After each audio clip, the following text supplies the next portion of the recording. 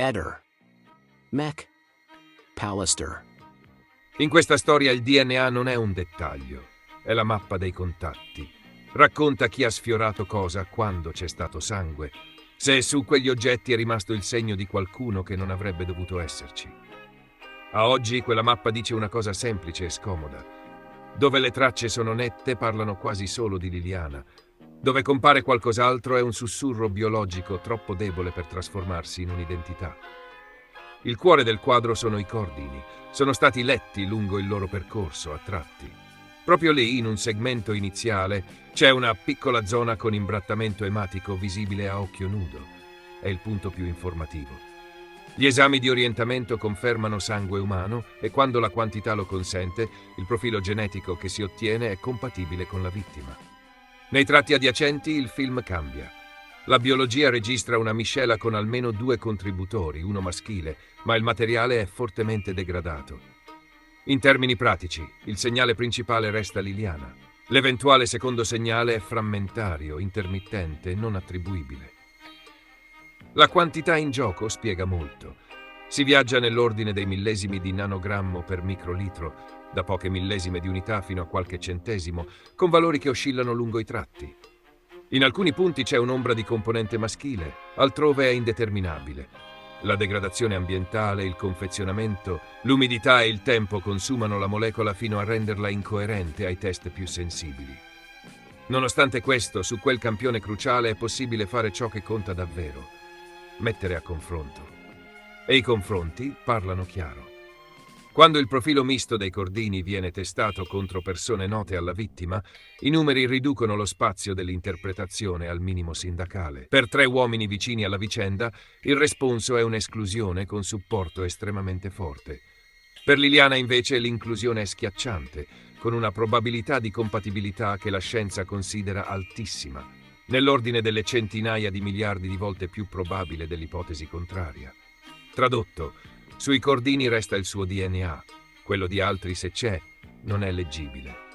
Allargando lo sguardo, gli altri oggetti raccontano una storia coerente. 2 sacchetti di plastica tipo spesa vengono campionati sia all'esterno sia all'interno. I test di orientamento biologico dicono sangue umano su più punti e, dove si riesce a tipizzare, torna fuori un unico profilo femminile.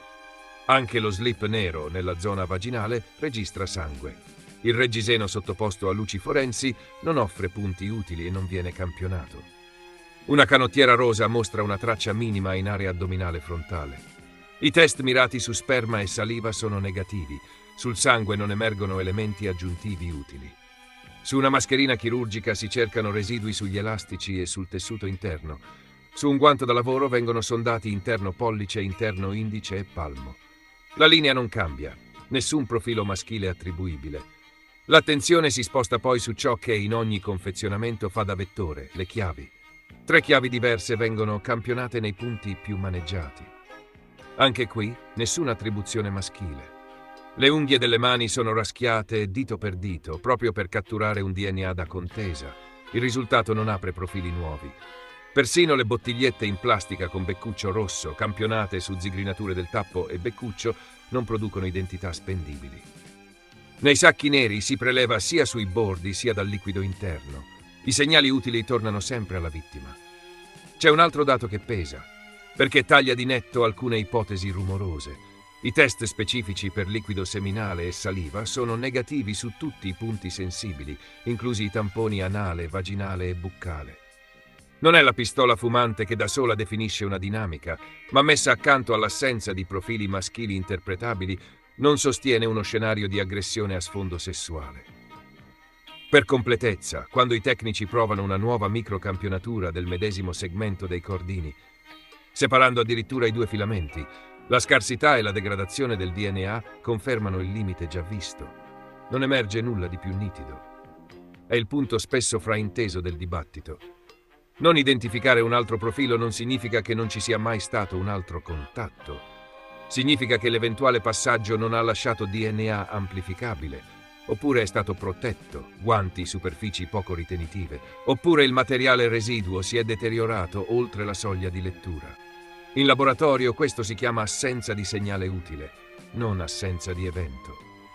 A questo livello la genetica mette 4 paletti solidi che oggi, ottobre 2025, restano non smentiti.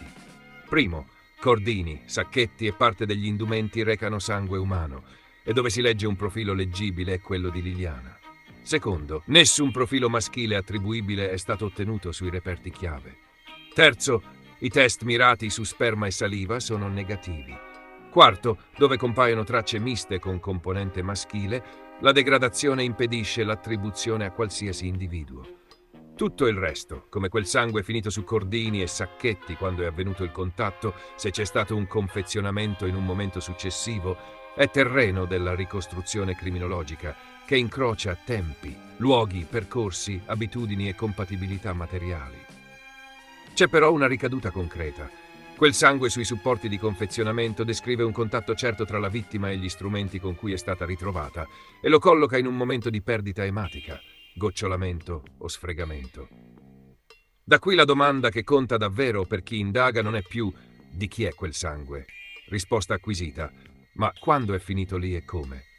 La scienza del sangue, la lettura dei pattern, l'assorbimento dei materiali, la cronologia relativa dei passaggi possono ancora dire molto più del DNA. Dentro questo quadro biologico rientra anche il contesto di vita recente. La donna frequentava ambienti dove aveva libertà d'accesso, spazi noti, luoghi dove poteva maneggiare oggetti in autonomia. È coerente che il suo DNA compaia ovunque. È plausibile che eventuali terzi, se sono transitati, lo abbiano fatto lasciando pochissimo o nulla leggibile, per modo, per tempo o per protezione.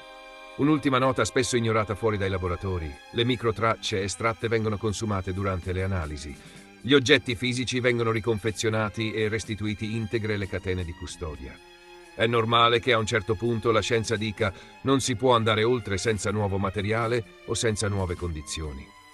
E qui siamo. Oltre questi limiti, oggi non c'è un ulteriore livello genetico disponibile al pubblico. Il risultato, in sintesi, è meno spettacolare di qualsiasi teoria, ma infinitamente più solido. Il centro biologico della scena è Liliana Resinovic. Se qualcun altro è entrato in quel cerchio, l'ha fatto lasciando tracce troppo povere per essere lette. E questo è insieme una pista e un confine. Invita a cercare risposte non dove il DNA urla, ma dove sussurra, incastrando orari, abitudini, movimenti, traiettorie e compatibilità fisiche dei materiali. Perché il genoma ha già detto tutto ciò che poteva dire e lo ha detto con una chiarezza che non cambia al mutare delle stagioni. Sui reperti chiave c'è lei, di altri non c'è nulla che regga. Io sono convinto che le indagini sono state condotte malissimo dall'inizio, motivo per il quale questa, chiamiamola vicenda o faccenda, è ancora in alto mare, ma da subitissimo. È stato lasciato passare un sacco di tempo senza fare praticamente niente. Essendo lei appena scomparsa e basta, non potevo parlare liberamente di noi ancora. L'ho fatto immediatamente dopo, appena è stato trovato il corpo, e ho capito che purtroppo lei non sarebbe tornata mai più, in parole povere. Io all'inizio forse ho parlato anche troppo, ma era per in qualche maniera sostituirla, parlare anche per conto suo, intendo, perché lei veramente non vedeva l'ora di raccontare la nostra storia a parenti, amici più stretti, colleghi, eccetera. E siccome non poteva più farlo, l'ho fatto io per lei, praticamente. Ecco perché io ho raccontato un sacco di cose che forse potevo tenermi, ma da un lato l'ho fatto quasi apposta perché sapevo che lei in qualche maniera mi approvava. E poi sareste partiti insieme. Sì, dopo il 16, il 17 o il 18, perché il 19 per noi era un'altra data speciale, un anniversario. Noi ci siamo conosciuti 42 anni prima, non ci siamo mai in 42 anni persi di vista, il che vuol dire tutto. Ci siamo presentati e conosciuti iniziando in qualche maniera una storia, ecco, che però è finita subito perché nel frattempo io ho conosciuto la mia seconda moglie, lei aveva conosciuto Sebastiano, entrambi ci eravamo sposati, ma non ci siamo comunque mai persi di vista, nel senso che Ai compleanni ci facevamo gli auguri, così come nelle grandi feste. Abbiamo ripreso a frequentarci più frequentemente, anche se anche prima lo facevamo, ma molto più di nascosto e raramente. Ma abbiamo perso tutte le remore di nasconderci dopo che io sono rimasto vedovo, se vogliamo, e che era il 16 aprile di un anno prima. E anche lei, secondo me, anche lei si è trovata in qualche modo la porta più aperta, ecco. Sebastiano sapeva di questa storia ripresa tra te e Liliana? Consideriamo che il 15 a Sit tu dici che secondo te lui non sa nulla. A me non l'ha mai confessato che glielo ha detto, ma ha detto troverò io modo di dirlo a Sebastiano. E non è escluso che lo abbia trovato quel modo. E le sue ultimissime parole per telefono la mattina, ne parliamo dopo. E invece non abbiamo fatto tempo a parlare per niente. E io ho fatto un sacco di messaggi dei quali ha parlato anche impropriamente Sebastiano. Tutto in triestino per me era indispensabile ricevere da lei semplicemente un segno di vita, un segno di presenza, un segno di io ci sono. Invece questo non è mai arrivato e alla fine, dopo pochi giorni, mi sono rassegnato, ho cominciato ad accarezzare, se così si può dire, l'idea che lei non poteva essere viva e non rispondermi, non cercarmi. Viceversa, se lei era viva, avrebbe immaginato in che croce io mi trovavo e avrebbe fatto di tutto per avvertirmi. Non lo ha fatto, vuol dire che non poteva farlo. Per Sebastiano però la vostra storia non esiste. Lui può negarla finché vuole, io sono convintissimo che lui lo sapeva da tanto tempo. E lui, secondo me, lei gli aveva già detto e probabilmente, confessandogli la sua intenzione di andarsene da casa, ha firmato la condanna a morte. Noi, diciamo, da ottobre o dai primi di novembre non ci interessava più di nasconderci perché avevamo già preso la decisione. Lei, con ogni probabilità, glielo ha detto, il marito, delle intenzioni. Non ha fatto a tempo a mettere in qualche maniera a frutto tutto quello che avrebbe voluto fare, perché le è stato impedito, è chiaro, evidente. Punto primo, è da idioti, ripeto, è da idioti pensare che lei si sia potuta suicidare con quelle modalità. Allora, prima di suicidarsi ha dovuto levarsi la borsetta che l'aveva tracolla, levarsi il giubbotto per infilarsi nel sacco, rimettersi, insomma, ha dovuto fare tanto di quel lavoro che per un prossimo suicida è contro logica, contro tutto, insomma, come uno va a suicidarsi e si ricorda di lasciare a casa la fede, di lasciare a casa i documenti. Che cavolo gli interessa più dei documenti? Eccolo, se uno vuole suicidarsi, non lo fa in quella maniera che ci vogliono ore e ore di sofferenza, almeno immagino, perché per autosoffocarsi con sacchetti in testa, negli ultimi istanti di vita, l'anelito di vita che rimane in noi inconsciamente ti fa spaccare tutto per prendere un po' d'aria. È chiaro, è lampante, questa è intelligenza, non ci vuole tanto per arrivarci. Allora chi parla di suicidio, per conto mio, è, vorrei dire di più, ma è quantomeno pochissimo intelligente. Qualcuno l'ha uccisa, l'ha tenuta da qualche parte perché 20 giorni, poi è rimasta prigioniera per 20 giorni ed è stata ammazzata, ripeto ammazzata, 2 o 3 giorni prima, o è morta prima e l'hanno mantenuta in un posto non ghiacciato ma freddo perché il sottozero l'avrebbe rovinata. Cioè io ho le idee molto confuse su quello che può esserle successo negli ultimissimi giorni di vita. Potrebbe perfino essere stata uccisa in casa, per esempio, e non essere mai uscita da quella casa. Viva. Considero che parlarne a lei le rende quello che avrebbe voluto essere e fare, altrimenti nessuno lo avrebbe saputo. Se non parlavo io, nessuno lo avrebbe saputo. Lui, per quanto riguarda lui e il suo modo di fare, è un attore nato, perché potrebbe andare in qualsiasi gruppo teatrale a fare scene. Infatti anche adesso stava quasi piangendo e 30 secondi dopo, anche meno, era normalissimo nella voce, basta guardare questo. Tanto le voleva bene che in pochi giorni lei era solo scomparsa. Pochi giorni dopo la sua scomparsa, lui regalava la sua macchina fotografica, la sua bicicletta, tutti i pupazzetti con i quali lui dice che lui salutava andando via da casa, eccetera, eccetera, eccetera. Tanto bene le aveva voluto. Non c'è una foto, una, nella quale lei abbraccia lui. 70.000 foto, è sempre lui che la tiene, questa è roba mia. Non ci vuole tanto, insomma, a capire dal di fuori, se uno vuole andare a ricercarla, la verità sul loro rapporto. Poi negli ultimissimi tempi è lei che ha chiesto i letti separati all'albergatrice, le testimonianze di chi li ha sentiti litigare e come.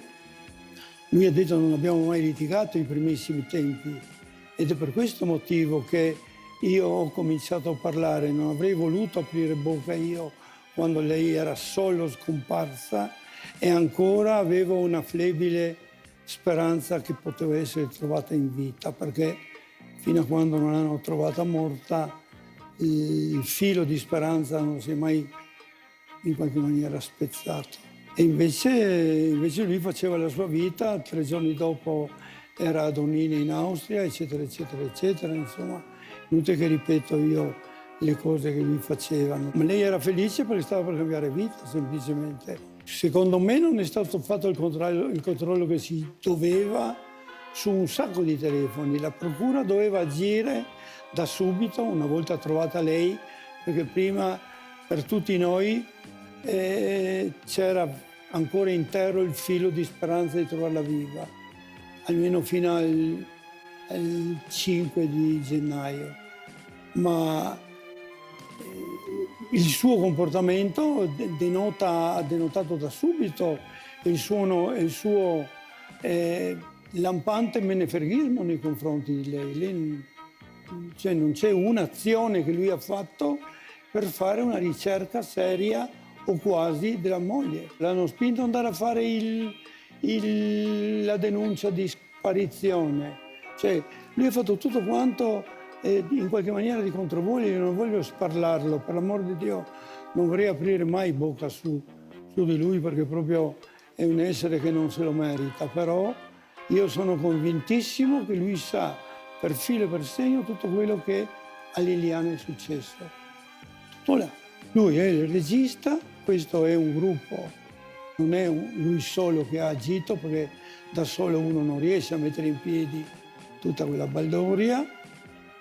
Lei è stata picchiata, non hanno voluto vedere i segni io non ho capito, veramente non ho capito come è stata accettata la prima autopsia del dottor Constantinides, che non ha rilevato lui da medico con 100 anni di esperienza o poco meno, perché è conosciuto a Trieste da sempre per aver fatto il suo lavoro.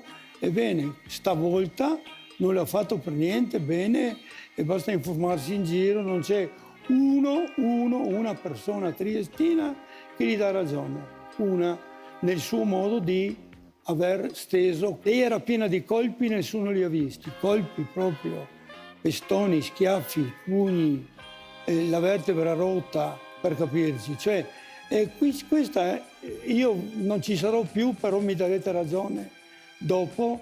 Questa è un'associazione a delinquere che si è messa in piedi prima per eliminarla, Lilli, e dopo per coprire il tutto.